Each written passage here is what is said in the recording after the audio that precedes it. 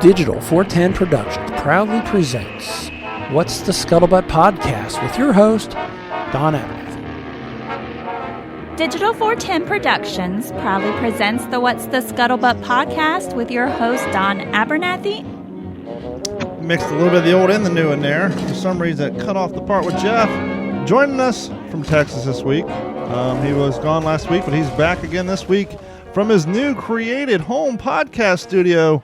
Our co-host, Jeff Copsetta. Jeff, how are you doing tonight, sir? I don't know. Is that a bad omen that she cut me off? She didn't even say my name. That's my favorite part. Well, hold on here. I can fix that. No. Well, that's weird. I adjusted it because last week you weren't here, but let's just throw this in there real quick. Digital 410 Productions proudly presents the What's the Scuttlebutt Podcast with your host, Don Abernathy and Jeff Copsetta. There you go. All is good in the world. See, that's what happens when I got to adjust things, and then I forget to readjust things, and then we have to adjust things on the fly, even though we're live. But what's going on, everybody? What's going on, YouTube? Thank you for hanging out. What's going on with us, Twitch audience? And hopefully some of you are joining us via YouTube through the Facebook page. If you want to chat with us through this podcast, head over to YouTube and watch the live stream there, and you can participate in the chat window and talk to us, or you can give us a call. We want to hear from you. 239-299-3896. So, do you guys always get crappy weather in the summer in Texas? I just thought that was a Florida thing. I wasn't aware that you guys get hail first and foremost. What is with all the hail, by the way? But yeah, it's like storms are one thing, but when the heavens are falling on you and putting golf ball sized dents in all your property, that's a whole other problem, fella. Yeah, it's a problem. But I'll tell you, May, it seems like Memorial Day, don't make plans in the hill country of Texas on Memorial Day, because we always do. Mm-hmm. And we always get pummeled with something. I mean, we usually see hail maybe once a year, but not like what we just had a couple weeks ago. And then, like thunderstorms every day this week, hit or miss. If they hit, it's in the afternoon. It's weird. I don't know, man. It's been crazy, but it's not summer yet. So let's do it now. Get it over with and enjoy summer. I don't know if it's the Floridian in me, but to me, whenever it gets 91 degrees every day, it's summer. I don't care what month it is. It's just doggone hot. It's summertime. But I just had a thought, because you've recently had a full-time career change. Is your new museum doing something for Memorial Weekend, or is this going to be the first time in a while you've had a weekend free of commitment to history that you're going to be able to spend a little free time with your family this year? It's going to be amazing. Yeah. So basically, I've been working every Memorial Day. I mean, I was a park ranger for 9 years. That's a big weekend. And then I went right into the museum field. That was always a program weekend. So I don't know, it was probably 13, 14 years in a row that Memorial Day, I was working. Yeah. Last year, because of COVID, that was when we were right at the beginning of COVID. Everybody was freaking out. So I actually got to hang out with the family last Memorial Day. So same thing this year. Yeah, the career change happening officially really next week. But taking a 4-day for Memorial Day for sure. To hang out with the wife and kids and just enjoy it like a normal person should, in honor of what that holiday is all about. And so we'll see. I'm going to kind of go into like partial retirement for the summer and hope to attack in a different direction in the fall. But I definitely plan on spending the summer with my kids, the new baby that's coming in June, and my wife. This is baby number 4, and we never had, it just didn't line up. Yeah. For me to be able to hang out with the newborn. We either financially couldn't do it or whatever, it just didn't happen. So this time it's the last one. We're gonna make it happen. Well, congrats. How far along is she? Is she ready to roll? Like a year and a half. A year and a half. Oh, no, that's right. No, what threw me off was you posted anniversary photos the other day, and in one of the photos, she was still pregnant. So that's what threw me off, because like the last photo I seen of her was the one you just posted, I think, on Instagram of her still pregnant. Yeah. Like, way pregnant. Yeah. she's been pregnant since I've known her. And she's like, no, that picture's actually that picture's pretty recent. That picture was taken maybe a month ago. The one that you just saw. So that's this baby. Well, that's what She's I said. I'm like, when did she do? You're like, oh, a year and a half ago. Yeah. No, she's like been pregnant for a year and a half. Okay. So No, I thought you were. I'm like, I'm not that out of touch that this kid was born a year and a half ago, and I'm such a horrible person that I didn't realize it. So I'm like backpedaling. Like, wait a minute, you just posted a photo where she looks like she's about to drop any day. Yeah, no, she's due probably the end of June. I mean, the due date's the beginning of July, but it's this little guy is far ahead.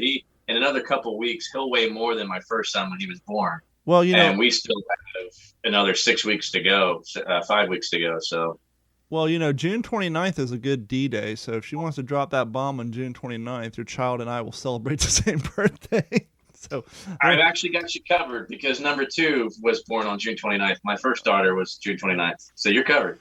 How crazy would that be, though? Both your siblings, you had 2 kids who were siblings who were born on the same day. Well, I was born June 3rd. My son's born June 9th, and then daughter June 29th. Number 3, she was born in February. She's weird. Yeah, I'm actually hoping this one goes around June 20. I'm hoping it's June 25th. That's like Custer Day. That's the Bella Little Bighorn. Yeah, you just have to every month or every year for June. It's like, well, here comes the June birthday budget blowout. Like in my family right now, we're like that with all the nieces, nephews, and extended family. Like right now, I think April up until the end of August, every month there's like at least 3 birthdays. So we're constantly going to kids' parties or young adults' parties. It's like every week, oh, we gotta go out and buy presents again, huh? What? My buddy's like that. His daughter and his wife have the same birthday, so that's kind of cool. But yeah. Huh, cool. So what else has been going on over in your world, fella? Yeah. So we're not going to be doing any programming Memorial Day at the museum, the Highland Lakes Air Museum in Burnet. That's we've mentioned that before. Some of you know where I work professionally, but because of liabilities and everything, I can't mention that. But that's the one that I'm moving away from. But coming in to I don't know how much more time I'm going to spend at Highland Lakes Air Museum. I mean, it is volunteer. I'm a CAF member. They, elected me to or appointed me to be the museum director, but really, we do what we can with what we got. Sure. The good thing is over the past few years, I've really developed a little bit of a following of other reenactors and guys and gals that just really love that time in history, and they're loyal everywhere. They're gonna go wherever the reenactments are. I mean, just like you, traveling to a lot of different ones, and a lot of our listeners, I'm sure, they don't just do one reenactment. They don't just volunteer at one museum or one place. So that's what a lot of my help. I'm lucky to have people, individuals like that are really invested and are looking for programming. So we had our air show in March. We talked about that an episode or 2 ago. Yep. It was a record-breaking, crowd in the 29 years they've been doing it. So I've kind of challenged myself to create 4 public programs a year to really kind of get back in with the community, because this squadron has suffered some traumatic losses. They lost 3 aircraft in about a month and a half. Wow. Yeah, a C-47, L-17, and the SNJ. So the SNJ's back up. The C-47 was a total loss. There's another one coming in that's been donated to us, but that's probably another year out when it's actually on site. So building a ground forces unit, getting more reenactors to come in to do educational programs. We're building a cadet program that's brand new to the squadron. So our next public program is June 19th for anybody that's going to be in the area on June 19th. It's a Saturday. We're doing wine and wings. We're going to have a local wine vendor come out, set up, and we're going to raffle off a couple flights in the SNJ. We've got a couple other experiences. We've got about 8 items, actually, that we're raffling. We're going to have live music, but by a couple different groups, 40s, 50s style music. So it's going to be all outside. We'll demonstrate weapons. We're going to bring the Bell 47 helicopter out, like kids climbing that. So that's like a little little flying bubble helicopter. Yeah. Just kind of have like a kid corner, probably going to have popcorn, we're going to invite, a bunch of the county commissioners, the city manager, the mayor, get them out there, have a glass of wine with us, watch airplanes flying in the evening. So we're hoping it's a pretty good event. I mean, it's crunch time. We're about 30 days out.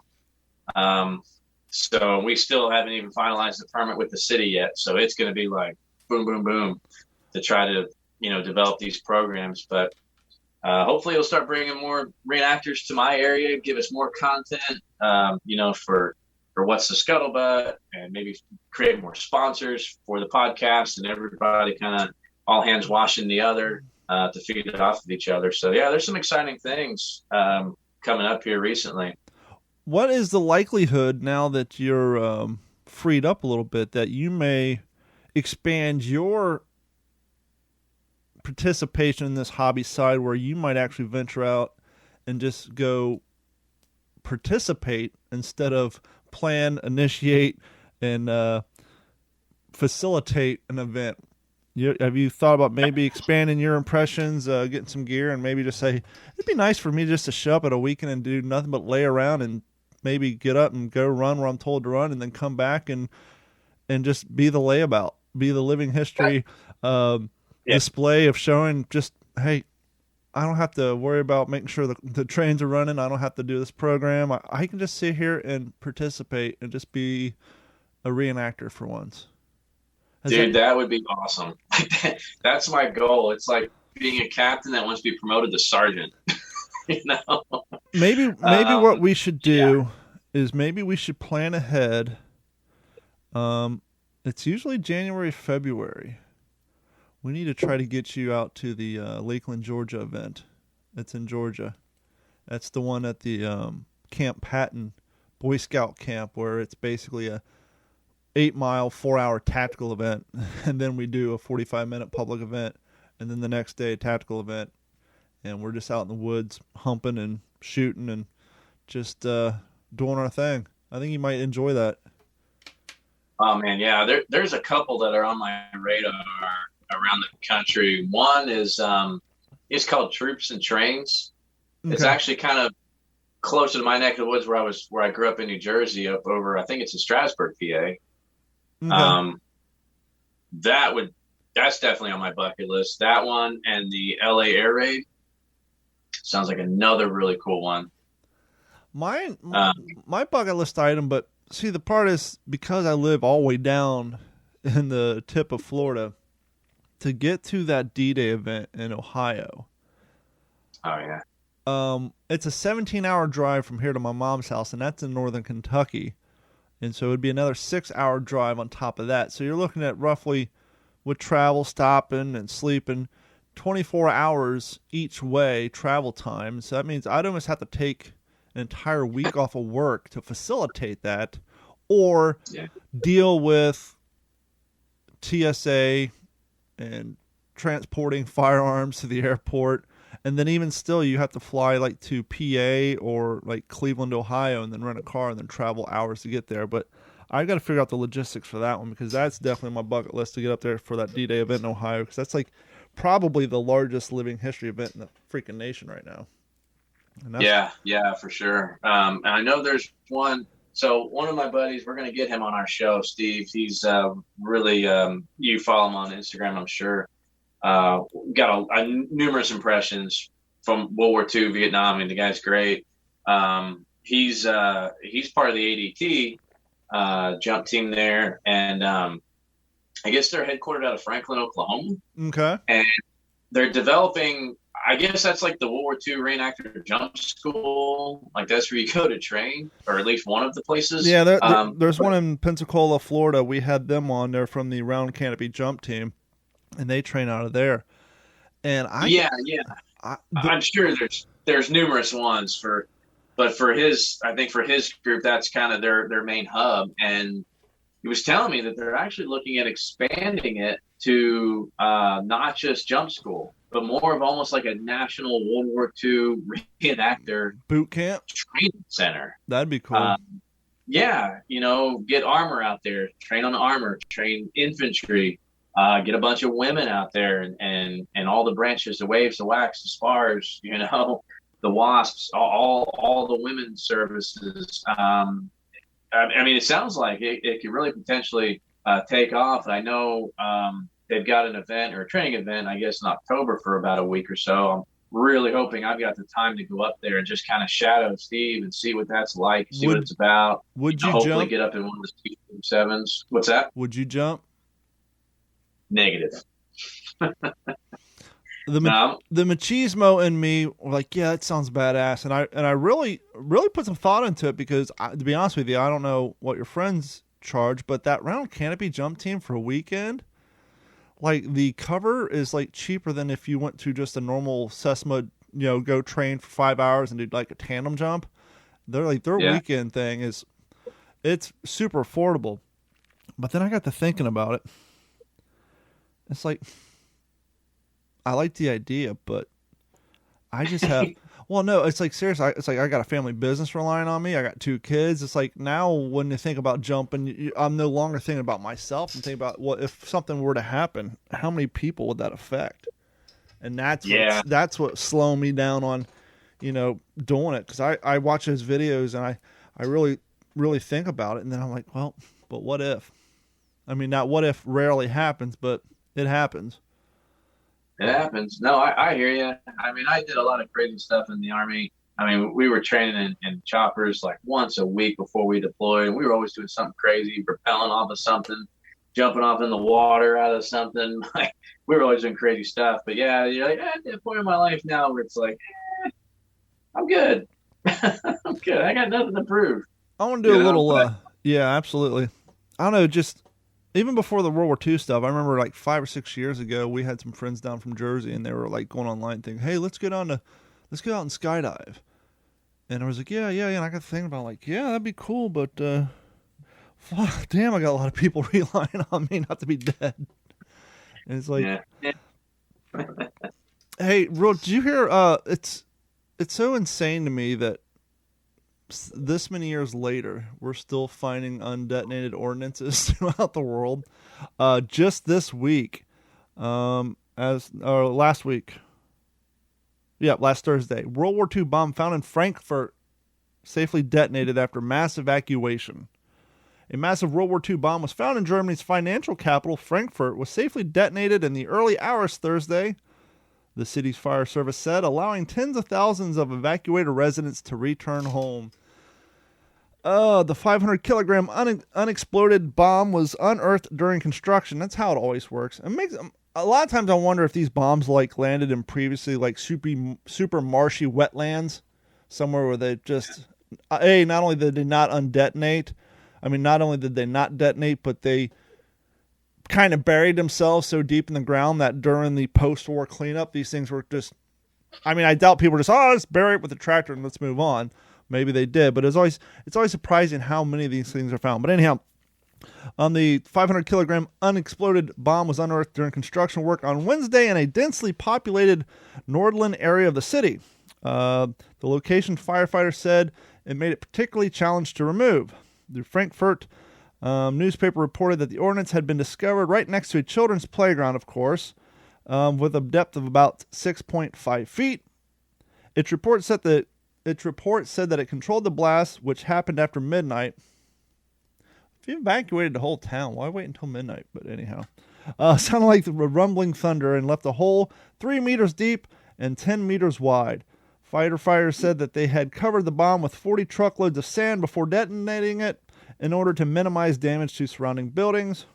Around 25,000 people have been asked to evacuate the area, including the occupants of a nearby community hospital. Yeah, they're showing this map, and it's dead nuts in the middle of the city. It's definitely not out in farm area. Among residents who took shelter at the skating rink was 29-year-old Tobias carrying his pet cat in his cage. Even in Germany, when doing local news, you got to get the local angle. You got to find the guy to interview who had to dehome his cat for the weekend. 7 bombs were defused in 2020 on the land near Berlin, where Tesla plans to build its first factory in Europe for its electric cars. Other bombs were also discovered last year in Frankfurt, Cologne, and Dortmund. In Frankfurt, the discovery of a 1.4-ton bomb in 2017 led to the removal of 65,000 people, the biggest such evacuation in Europe since 1945. So it just goes to show you all these years later.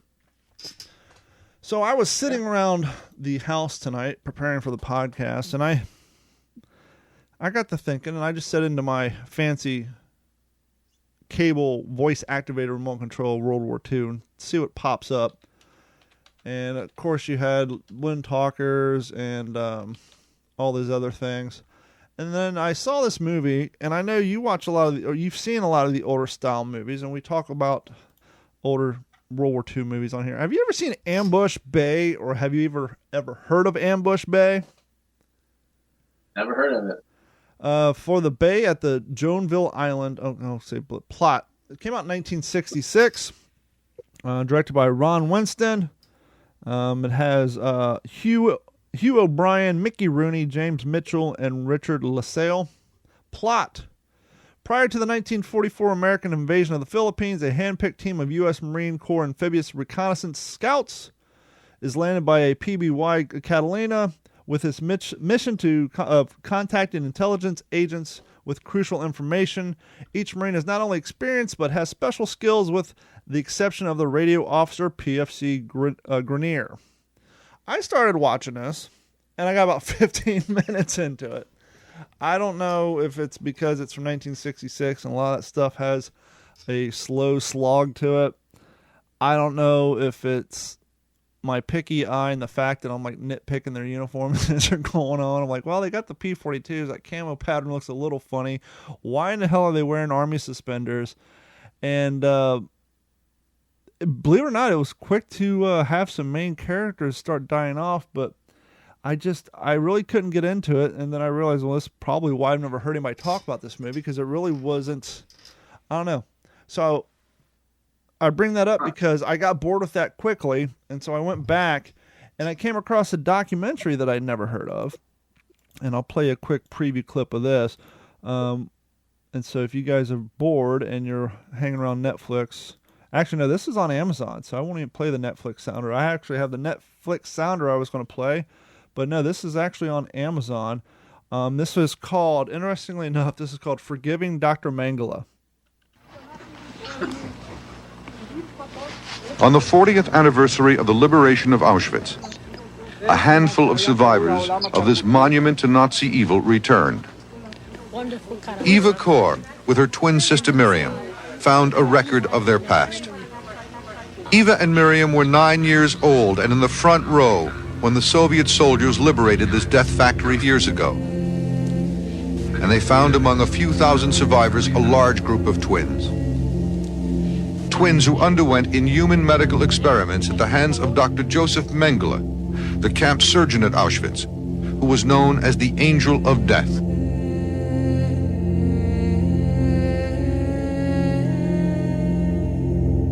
Just to be free from the Nazis, that did not remove the pain they have inflicted upon me.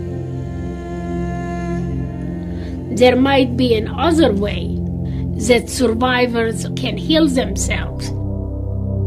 I have found one way. Forgive your worst enemy. It will heal your soul and it will set you free. I, Eva Moses Kor, a twin who survived as a child Joseph Mengele's experiment at Auschwitz 50 years ago, hereby give amnesty to all Nazis who participated directly or indirectly in the murder of my family and millions of others. It's improper. It's improper. I should be permitted. I should be asked. How can you speak in the name of the people who are not alive anymore? I mean, I shiver when I think of it.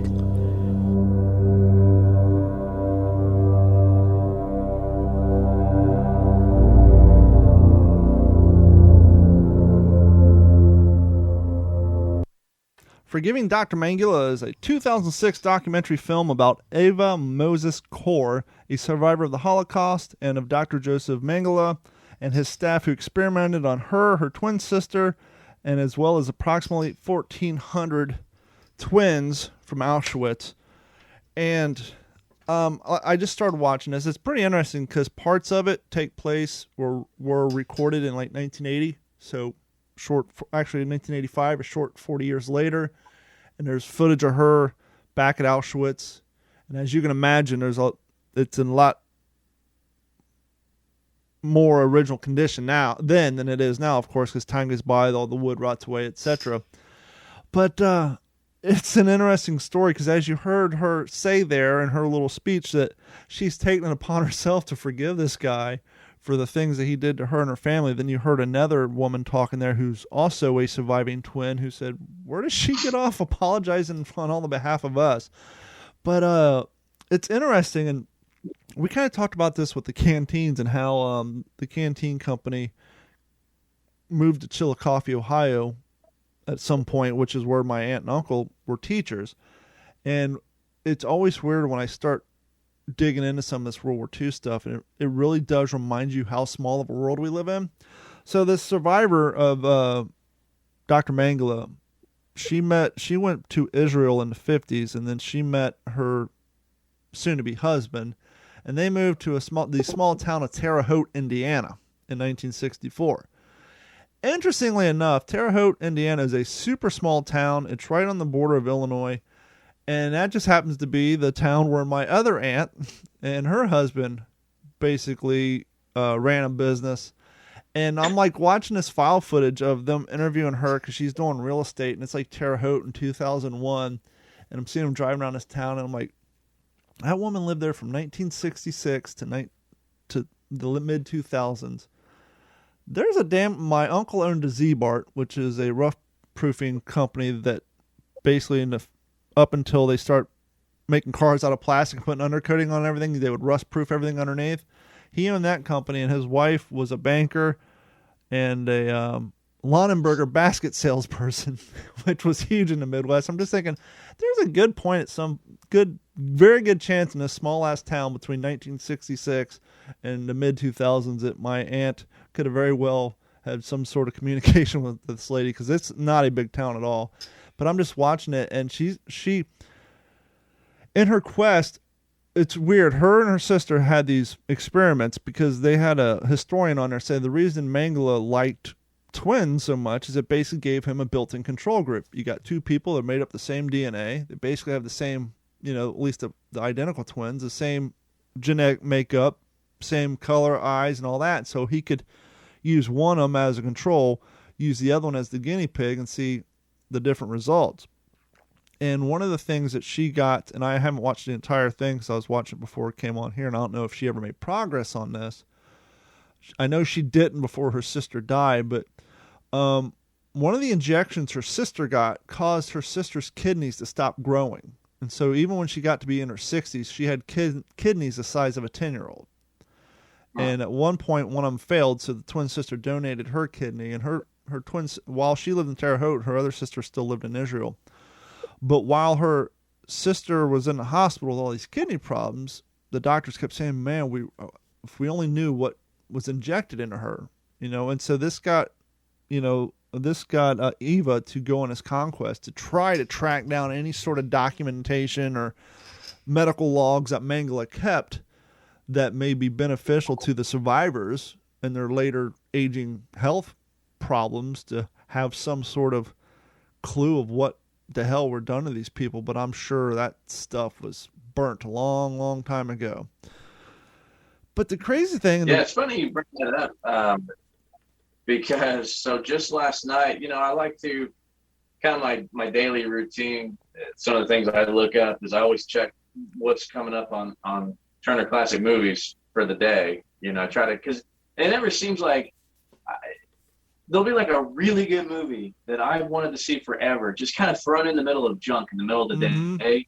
Sort of like, it's not around an anniversary or a theme or a holiday. It's just like, why was that in there? Like, man. So I've learned, like, okay, every day I'm going to check, because there's always like one really good one between 6 ones that I've never heard of. But anyway, so just kind of looking through, last night, the movie Judgment at Nuremberg came on. So that's a 1961 flick with really an all-star cast, which is surprising to me because the movie And like they tell you at the beginning, if you've ever watched anything on TCM, they give you that little, the host gives you a little backstory of stuff. And it's funny because they're saying, like, how do you keep people in suspense about 4 Nazi judges at Nuremberg? Like, I think the one guy said, it's not like there's going to be like a surprise witness at the end that these guys are going to get off. Right. They're guilty. What's going to happen. So, and there's not a lot of location changes. I mean, it's the courtroom. It's the trial. It's a lot of Spencer Tracy. It's a lot of bright lights, sunglasses, and headphones. Exactly. Yeah. So Spencer Tracy kind of heads it off. Burt Lancaster, Montgomery Clift shows up. Judy Garland, Marlene Dietrich. And one of the 4 judges is Werner Klemperer, who most of us all know as Colonel Klink from Hogan's Heroes, but he played one of the Nazi judges, or one of the Nazi judges on trial. But so it's in 1961. I mean, it's black and white. It's Spencer Tracy. You're going to see a very young and sharp-looking William Shatner as kind of his aide as a captain in the Army. So watched the first half last night. We're going to finish it up tonight after this episode. But so it's funny. It's kind of the same subject that you just kind of fell into. I mean, my wife's the Holocaust nerd. I am not. I mean, I don't know, man. I just don't want to read about it. Yeah. I don't want to know. Like I know enough to where I know I don't want to know anymore. I guess I don't know how to put it. It's just a sad, just what happened to humanity not that long ago. There's kids that were liberated from a concentration camp that are 80-year-old people right now. But I think it's very important to detail, though, because they are, well, not only are they the last survivors because of how young they were, but especially when it comes to history, they're perfect to point out when people say, well, that happened so long ago. It didn't happen that long ago. There's people still alive who were there. And so, Right. it's, and not only were there people still alive who were there, but there's the people who were alive who were there during the worst part, at least is what the citizens could deal with. I mean, I'm sure, I don't know, it's just when people think of the atrocities of World War II, they think of the concentration camps, and there were kids there who were 5, 6, 10, 4 who were still alive. And so it's like, it wasn't that long ago. But no, not at all. And go ahead. But in this documentary, I don't know how I feel about this woman yet, because one, in the preview, you heard her giving a speech of where she forgives somebody on the behalf, and some of the other survivors are like, what gives you the right? And I understand, and this isn't what I have a problem with. This, I don't really have a problem with it. This isn't the part that makes me scratch my head. The part I'm going to tell you about next is the part that makes you scratch your head, and the part where she really kind of inadvertently offended some of the other survivors. So there's this doctor named Dr. Hans Munch. He was a German Nazi party member who also worked with the SS Doctor at Auschwitz, but he was one of the very few acquitted at the Nuremberg trials because of some of the Auschwitz survivors said that he was personally responsible for saving their lives. So, I mean, it doesn't mean he didn't do horrible things, but he was one of the few that, were not sentenced to, death.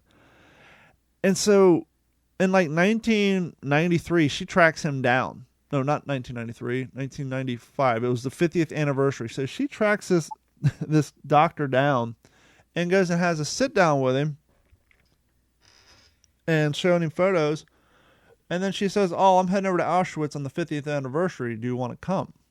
And of course he wants to make amends and all that. But I guess she didn't really think to fly it by the people who are organizing this event. You're going to have all these survivors who are there for the 50th anniversary. And she comes walking in arm in arm with this guy. Hey, look what I brought. It's like, and the narration's like, there were some concerns and some people who were outraged. You think? Yes, it's great. It's great that you found, for you personally, the best way to lose the nightmares is to forgive people. And this guy, in the interview, they showed you sitting down. Looks like, he says he has nightmares. He's repented, and that's fine too. But maybe just hear me out before you drag him down to Auschwitz on the 50th anniversary. Maybe blowing a phone call to the organizers, some of the other people who are going to be there, give them a heads up. Just a thought. But so that's pertinent intel right there. Yeah. Hey, I don't know. Maybe she thought since enough people stood up for him at the Nuremberg trials, they didn't kill him. But that's still. She said the very first time she went back, because she left Israel and had been living in Indiana since 1966. But when she decided to go back to Auschwitz, her husband was a survivor too, but he didn't want to go, which I completely understand. I forget what airline. It was a German airline that she took. It was a direct flight. And she didn't really think about it because obviously most Germans speak English and you think you're on an international airplane. She says she gets on the airplane and they taxi out and all of the airline's instructions from the stewardess is all in German. And she's like, this is the first time since 1944 I've been in a locked location with rows and rows of people, dim lighting, and hear nothing but German. She's like, if that plane wasn't sealed up and on the taxi, she's like, I would have gotten out of there as quick as I could. And I could only imagine. And the other interesting thing is in this documentary, she's like, because she was 11 when she was in Auschwitz, and that's why her memory's so clear, because it's not like she was 5. She was 11 years old. And she was talking about one of the things they would do is they would lock her and her sister in a room for hours on end and then compare like how their pupils dilated, turn lights and all that. And while she's telling a story, the document, I don't know if they arranged it or she just so had an appointment with the optometrist, but they're sitting in the room with the optometrist and they're putting the equipment down and dilating her pupils while they're narrating her telling a story about all the experiments that happened to her with the Dr. Mengele and the eyes and stuff. And her friend was talking, and she's like, she'd be upset if I told you this, but you can definitely tell she has some telltale signs of someone who's had everything. Literally, with the exception of her twin sister who died, while they're in their 70s. Her mom, her husband, and her brothers were all, she hadn't seen them since the day they showed up at Auschwitz. But her friend was saying the trauma, the psychological effect of having everything you have stripped away from you, even though she has now been free and out of that situation 3 times longer than the years of horrors that she was there, to this day, well, in 2001, whenever she'd go to sleep, she would sleep laying on top of her purse. She would have all her doors like triple locked. And like if they went to a hotel room or anywhere where there was food, and you hear this part all the time, people, they would just grab a biscuit or roll and wrap it up and put it in their purse. And it just struck you when she put it this way. She's like, could you imagine living in such a way where all your belongings, all your identity, all your family, everything you personally own was taken away from you, that now, after all these years, you still sleep with your most valuable possessions in your purse underneath your blankets with you, even at that age. And that just goes to show you, like, holy hell, people don't even think about that. Yeah. And my brother and I were kind of talking about this shortly on our OG5 podcast, which is up on Patreon. So if you're a Patreon member, head over there and launch your Patreon app and you can listen to the OG5 podcast. And I don't want to get into it here, but I was telling people when it comes down to what's going on in the Middle East, and there's a good documentary called The Longest Road Home, or Long Trip Home, and it was basically about how Israel came to be in the form in which we know it now. And it was interesting because we hear about the Holocaust, we hear about the final solution, the rounding up the Jews, and then we hear, the war ended and everybody lived happily ever after. No. Those Jews who were liberated from concentration camps, I would say 80% of them lived in Red Cross camps for 4 or 5 years, just because the Nazis gave up and the war ended. The anti-Semitism didn't just dry up. All those people's land, property, businesses were gone. Some of them, when they did try to go home, they were ran out of town. And they literally, until the war in 45, a lot of these guys, men and women, children were displaced until 1953. They were basically going from camp to camp for almost 10 years until a lot of them ended up going to Israel or finally finding a place in different parts of Europe or United States or Canada where they could finally put down roots. And so, 1945 ended, the war ended, but their war didn't. The direct trauma and annihilation of their species ended, but it took them 10 years for a lot of them just to find a place they could move into and call a home without being ran out of town. It's just so insane. Yeah. So if you guys, if you're into documentaries and you want to look at the interesting fact of this, once again, it's called Forgiving Dr. Mengele. I'm about an hour and a half into it, and it's pretty interesting, to say the least. Yeah, sounds like it. That's funny that you mentioned some of that stuff, because that's something I wanted to cover. And we can do it now, or we can do it later. Yeah, we can do it now. Last episode that we did, I was in the middle of a book, and I told you, so I'm going to try to have it done before the next episode that we do. And I not only have that one done, I'm about halfway through the next one. So if you don't mind, I'll cover that right now. Yeah, go ahead.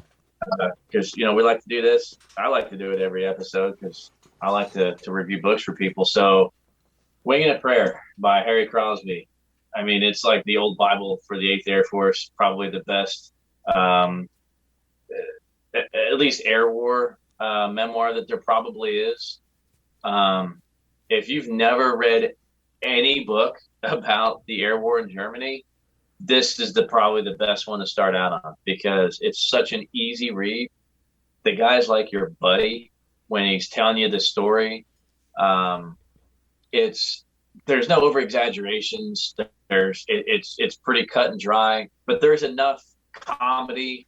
There's enough flirtatious British women. It's not over the top. It's the man's real story. Sure. And it's incredible. And the fact that this guy survived what he did, it's incredible. I'm so thankful that this guy wrote this book, because it's a really cool part of history. But so finished that one up and picked up another one. Well, before we move on to the next one, let me just ask you, because you kind of talking about the easy read. When it comes to you and the books you prefer to read, do you find it more appealing, more, I guess, easier to get lost in if it's more first-person accounts, or you into the logistics, the dates, the documentation side of the book? Which way do you lean? So that all has to do, I guess, with my mood. Typically, I read heavier books. If you want to learn about the Pacific War, you need to read Ian Toll's trilogy. But it's like it's reading statistics. I mean, it's a good read. It's not necessarily dry if you're used to what I read.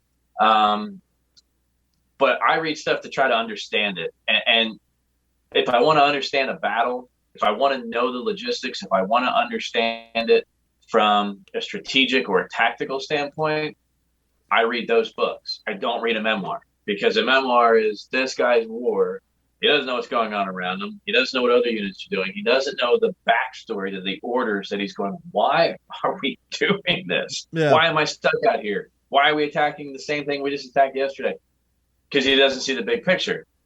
I know that. I've met so many people that know more about what I did in Baghdad than I did. And I was there. Yeah. But it wasn't for me to know, So it's interesting making that connection now. That same thing. I probably know more about battles from the Second World War than guys who were there, because they only had their little sliver. So I stick with a book, whether it's an easy read or a really hard read.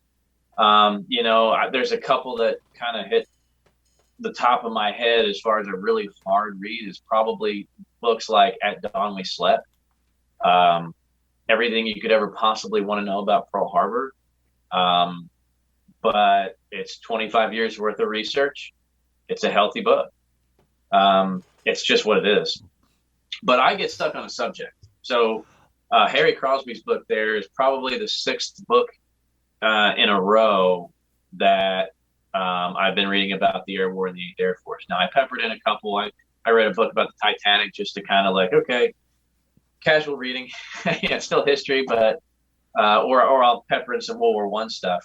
But I guess it just depends. If once you kind of understand, and the first 3 or 4 books is really you understand the operations of how the 8th Air Force was established, what its mission was, why it was so hard, but why they stuck to what they were doing, no matter what the losses were in the spring of 43. They stuck to it. That's what they did. It was a strategic plan.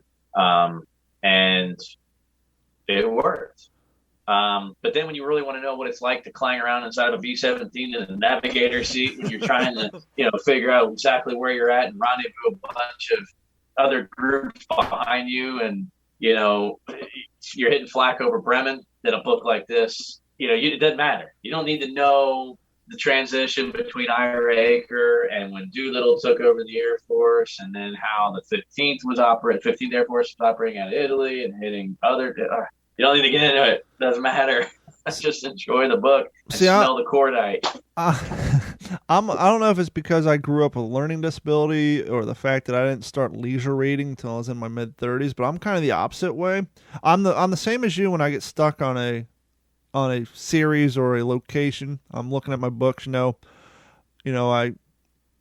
read the Band of Brothers book, and then I got the other books from other people, Easy Company, who weren't covered in there. I got the Babe Hepburn book, and then that, and then I went to the Pacific, and I got, I'm over here looking, I got You'll Be Sorry, I got Helmet for My Pillow, I got the book that they wrote after the movie The Pacific, I got the Battleground of the Pacific, I got Guadalcanal Diaries, this and that. But I was just thinking, I'm kind of like you, but I do it backwards. I'll read all the first person accounts, right? I'll even read it 2 or 3 times. And then I'll get familiar with whether it's Guadalcanal or Tarawa, this and that. And then I will go and read the logistic versions, because then in my mind, I can picture the first-hand accounts that I've already read once or twice of them performing, going across the air base at Peleliu, or the landings at Tarawa, or, Bougainville and all that. And then I go back and read the logistic parts of it, and it kind of, for me, fills it in all nice and neat, because now I'm already dedicated. I'm already pot committed, because I've already read so much about these guys who were there. They talk about, Alligator Creek, or, this and that. And then for a perfect example, reading Helmet for My Pillow and With the Old Breed. And then when you read Sid Phillips's You'll Be Sorry, that's the first time. And then Lecky covers it in Strong Men Armed.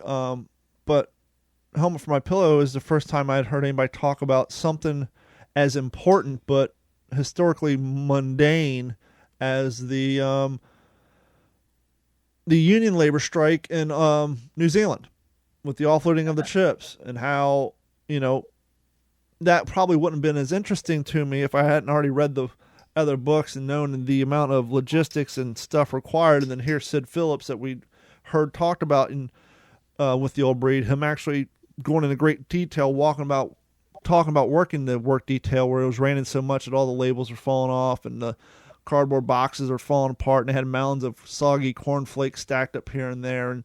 And so for me, it's I'm kind of like you, where I get stuck on something and I want all the information. But for me, I tend to read the first-hand accounts first and then go back and read the logistical stuff, which ties it all together in a way that my little mind can handle it. Yeah, that definitely makes sense. Yeah, I mean, I just kind of, it just seems like books kind of find me. I'll have a book on the shelf for like 3 years, and I'll pick it up, and I'm like, no. Yeah. And I may do that 3 or 4 times. And then the one time, like, okay, like I'm about to finish, like I'm never not in a book. So before I'm done with a book, I know what's next in line. Yep. So I don't have that gap. There's no lag. And that if I sit there in front of my bookcase and there's just nothing, it's not hitting me. All right, time to get on Amazon. Well, that's where I'm lucky. There's a huge flea market here called Flea Masters. And in the main pavilion, there's this bookstore that's 4 or 5 lanes long. It's been around for 20 years. And they have a huge military book section. And you can just stand back and scan the books. And you can tell the old ones because they usually have a solid color hardback. It's usually green or maroon. Has some fade to it. And so you can just stand back at a distance, peruse those, and then grab those out and say, oh, this was written in 1956. This is only $3 for a stand account. Cool. And I'll stack up books. And then I'll just bring them home, throw them on my bookshelf. And kind of like you're saying, as you read through it, and right. I'll get some for presents and all that. And like someone got me The Fatal Dive I've yet to crack into. I haven't got into my Navy side yet. But when I get into the Navy, wanting to get into submarine battles, I already got a book here called The Fatal Dive, and I think I have another one down there too. So it's definitely got a lot of reading to do, but it's so nice. And I think it's not only nice, but important to do that now with how much addiction we have when it comes to digital devices. And do yourself a favor, if you are reading, but you're one of these cats or kittens, if you will, I guess if we're talking Tiger King terminology here, if you're one of these people who find yourself reading on a Nook or a tablet or your phone, that's cool if that's the quickest way for you to acquire information. But there's just something about putting down the device and picking up an old school book. And I personally prefer hardbacks, but I won't steer away from a softback. But there's just something about a book and having a lot. If you had looked at me in 21 and say, hey, when you're in your 40s, you're going to have a library of World War II books, I'd look at you like you're insane because, once again, I didn't read back then. I didn't even read comic books. I hated reading. And so the fact that I'm staring across my studio at probably 50 books and I've read probably 39 of them. and that's not counting the fact that I've run with the Old Breed 3 times. I read Helmet for My Pillow 3 times, and Strong Men Armed, which is a hefty book. I've read that one twice. But yeah, it's definitely. Now, what's the second book that you parlayed into? Yeah. So it's same topic, and I'll tell you before I get into that I have really found it hard to read a book twice. Really? Not hard to do it, but I have.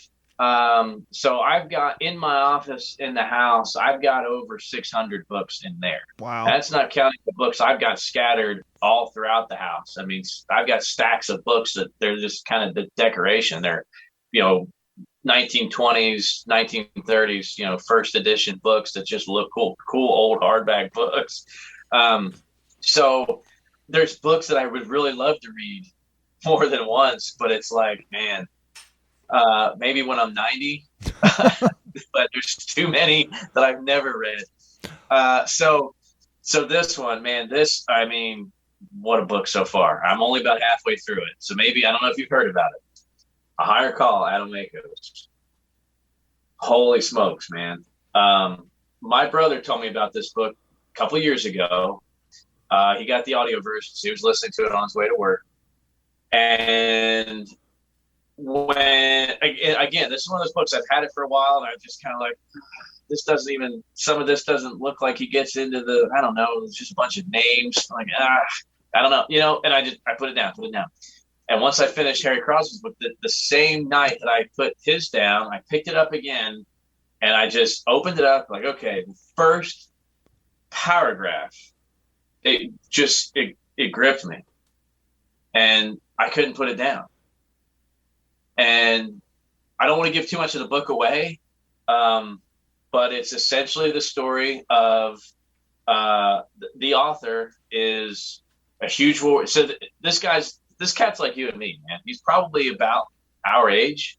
World War II buff, huge World War II buff. As a kid, did a newsletter in middle school through high school, and grew it even through college. Same buddies did a World War II newsletter, and it sent it out at a couple thousand readers by the time they were in college. all they did was go around and interview World War II vets and document it in this newsletter. Nice. And one of the rules that they had was they don't talk to the enemy.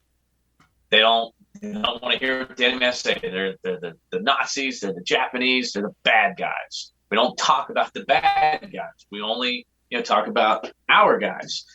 And he even mentions going to air shows and walking straight past Oscar Bosch and purposely not talking to him because he said he didn't care what he had to say. He didn't want to listen to it. And if our listeners will remember, if they don't, they can go back a couple episodes to the episode where I talk about where I sat down with Oscar Bosch at an air show and listen to his story from being a Luftwaffe fighter pilot, which was intriguing. So long story short, this guy hears about a B-17 pilot, lives up in the Northwest, and was, oh man, we got to go interview him. He goes up there to see him, and the pilot says, I'll tell you my story, but you got to talk to this guy up in Vancouver. His name is Franz Stiegler. He's the hero of the story. And like, not going to talk to the enemy. I don't care. I went through the whole spiel, and B-17 pilot told him, like, okay, if you don't talk to him, you're not going to get anything out of me. Wow. I'll tell you my story after you talk to him. He's the hero of the story, not me. And it's essentially about this 109 pilot that escorted a I remember that story. Yep.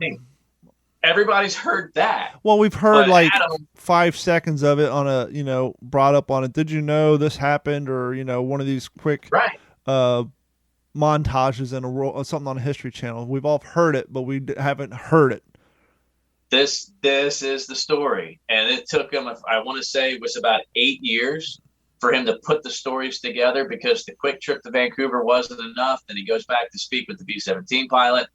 And that wasn't enough time to compile to publish this book. So he, for years, he inserts, I think, with an SF team overseas. So he knows what combat is like on the ground. Wow. He flies in a B-17 to understand what that's like in a 17. The guy's unbelievable. I just started following him on Instagram. I'd love to reach out to him like, dude. Well, go ahead. I was getting ready to say, I'm looking at his website, and if you like the way he writes, he's just coming out with a new book now called Spearhead, The American Tank Gunner, His Enemy, and the Collision of Lives in World War II. I'll send you his website's just his name.com, adammakos.com. Reach out to him, send him an email. I think it'd be better served if you did it because you're familiar with his book and your enthusiasm will come out in that email. And just tell me, you can go through our archives. I think when I first started, I interviewed like one or two other authors on here. So we have a history of interviewing authors. And so if he's interested in my interview style, whatever, go through the archives and you can send him, if you haven't read, for you new listeners, The Forgotten 500, that is a fantastic story. And I had the author on talking about that. And we had Bonnyman Jr., the author of Bones of My Grandfather. He's been on the podcast. I'm actually looking at his book right now. But yeah, I'd love to get back into kind of the roots of this podcast and getting authors on and anyone who's involved in the preservation and the telling of the history. So please put that on your homework list and reach out to him. And actually... Okay, yeah, he's been on Fox News. He's been on that Sunday mornings show where they go around and do history. But he's been featured on Netflix too. So yeah, he'd definitely be interesting to have on the show. Yeah, absolutely. I mean, it caught my attention right away. The kid grew up in Pennsylvania. Both of his grandfathers served in World War II. Growing up building model airplanes, I was like, man, this guy, it got me right there. But I'll tell you what, let me read that first paragraph, just a couple of sentences, and just to whet people's appetite. Because this is what I picked up. And like I said, couldn't put it down after reading this. On December 20, 1943, in the midst of World War II, an era of pain, death, and sadness, an act of peace and nobility unfolded in the skies over northern Germany. An American bomber crew was limping home in their badly damaged B-17 after bombing Germany. German fighter pilot and his Bf-109 fighter encountered them. They were enemies, sworn to shoot one another from the sky. Yet what transpired between the fighter pilot and the bomber crewman that day, and how the story played out decades later, defies imagination. It had never happened before, and it has not happened since. What occurred, in most general terms, may well be one of the most remarkable stories in the history of warfare. As remarkable as it is, it's a story I never wanted to tell. And that goes back to, interviewing the enemy for his newsletter. That is a fantastic written paragraph. I mean, I can see how it just scooped you into the story. And kind of like we were talking about before, when you get stuck in, whether it's a theater of operations, a particular battle scenario, a particular island, a particular campaign, when you make that transition from one book to another, if the subject matter is close enough, it's almost like watching a series, like going from one movie to another or one episode of The Pacific to another. You're taking that enthusiasm, that mind state, because if you're reading properly, it's almost like a movie in your head, and you're just switching into part two, and you're just carrying that enthusiasm and that timeline in your head, that movie, and you're just going on to part two. Different characters, same area, same theme, but just a different campaign. Yeah, exactly. And what really helped me understand this bombing campaign, if I could really narrow it down to one book, it's the one that it's going to be the next Hank Spielberg miniseries, The Masters of the Air. Dude, that book, I mean, it's going to tell you everything. And yeah, there's not a book about the 8th Air Force that you're going to pick up afterward where these names are not going to interchange. The movie, the series that feels like it'll never come. We've been talking about it for so long. It's like, oh, they're in post-production. Nah, they're just getting the uniforms stitched together, huh? Yeah, right. They just named their cast. Like, oh, okay. But yeah, so I'm hoping. I would love to see this as a movie. I'd love to figure out a way to make this movie. I want to be Adam Makos meeting these two guys. I'm too old now to be the bomber pilot or a tail gunner or something, I mean, they do it in movies all the time. John Wayne hit Iwo Jima when he was like 50, whatever. Well, I'm going through his Instagram page, and he has recent photos with the guy from the tanker crew that he wrote Spearhead about. Yeah. 2019, 2 years ago. Yeah. Real quick, you're talking. Real quick, just before I forget, you're talking about old movies. Do you have a smaller family-owned movie theater in your town, or is it the big corporation ones? Yeah, it used to be. It's kind of commercialized now. Well, check them out because they may offer it. We have one here called the Marquee Theater, and apparently they have one in Huntington, West Virginia, another one in West Virginia, Tennessee, West Virginia, North Carolina, so Florida, the East Coast. But the reason I bring it up is whenever I go see a movie, they'll run a trailer where they have flashback cinema, like every Wednesday at a matinee. You can go in there. Yeah.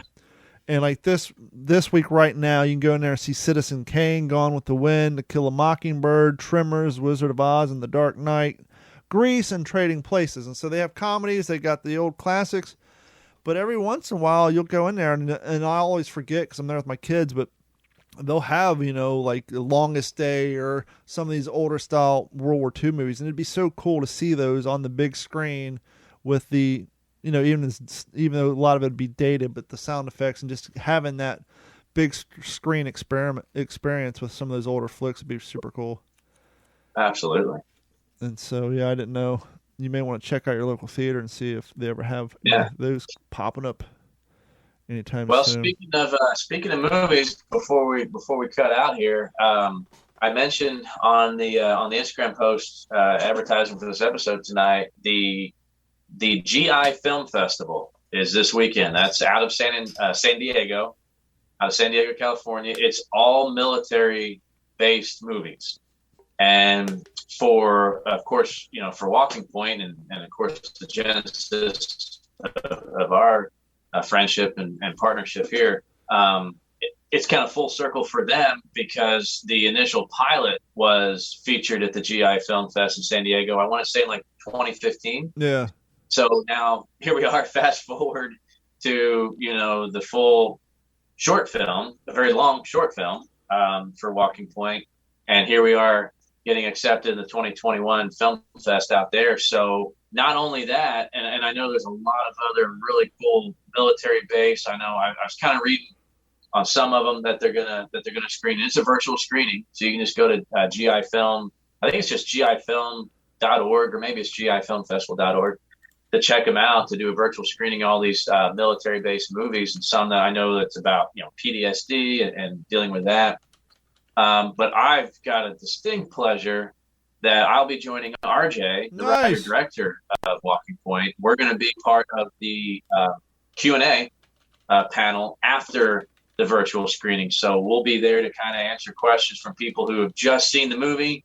And then there's, I don't know, about 8 or 10 of us that are going to be in this panel that represent some of the other movies to kind of answer questions. So that's really exciting. I know it's exciting for everybody from the Walking Point crew, and it's exciting for me personally to get to talk to potentially other actors or producers, directors, whatever. Yep. You never know when the big break's going to happen. Not that I expect one, but I am looking forward to doing another military production for sure. Oh, absolutely. We'll have to do a podcast while you're like fresh afterwards, like the next day or, whatever. We'll have to do a podcast with you while you're out there. And for those of you who still haven't seen it, not only is it on Vimeo, but it's also on Amazon Prime Video. So if you have a Prime account and you have Amazon on your cable box or your computer, just type in Walking Point. It's there. You can view it, all 27 minutes of it. You can see Jeff. You can see this great short little film, and it definitely, even during 2020 when everything was closed down, the few virtual film festivals that still continued, it was winning awards and getting praises. And I had the distinct pleasure of watching the filming of that final scene, and it's, even when I watch it, like I'm watching the trailer on Amazon as we're talking about, and I just saw him up there with the samurai sword, and I just have flashbacks of that scene and how well the squib bag worked that day. Put some distance on that stuff. But yeah, my belt still has blood on it from that movie. Fun fact, my contribution to that short film, not to give anything away, there's a scene in it where there's a corpse and they needed a belt, and I had my P-42s on that day, and so I donated my belt to the cause, and on the back side of it, it still has some Hollywood blood stain on my belt. So a little piece of me was in that movie. There you go. And What's the Scuttlebutt is thanked in the credits, so we get a little love there. So if you guys stick around long enough to watch the credits, you'll see special thanks to What's the Scuttlebutt podcast. But I think that's going to wrap it up for this episode. You got anything you want to say before we hit the road? No, I hope next time we get some callers and we get some feedback. We can't necessarily do this for free, so hopefully people will start subscribing and sponsoring. I need a microphone. I need cool earphones. I need to make like World War II earphones, but like that work, It's get a crush cap. It's funny you say this. It's not World War II, but I have a 1950s style, and if you watch the original movie version of The Right Stuff, they're talking into this microphone.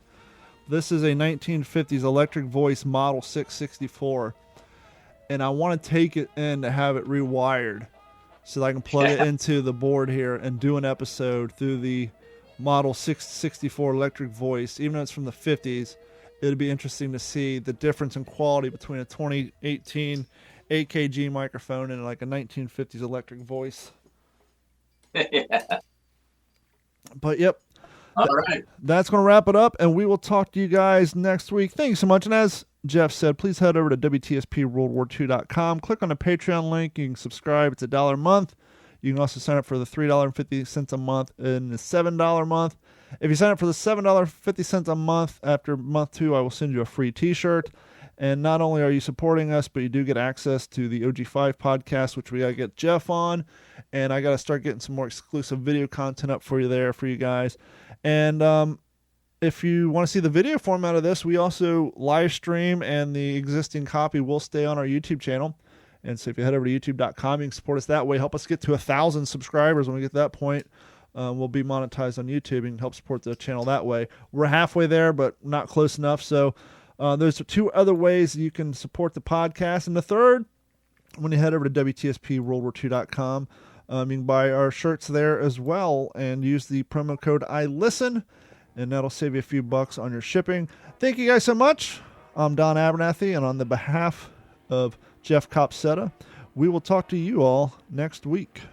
Well, not next week, but next time. Hopefully it'll be next week. We definitely got to get more and more of these put together more consistently. But Jeff, thank you so much, and the audience, thank you guys so much, and we will talk to you soon.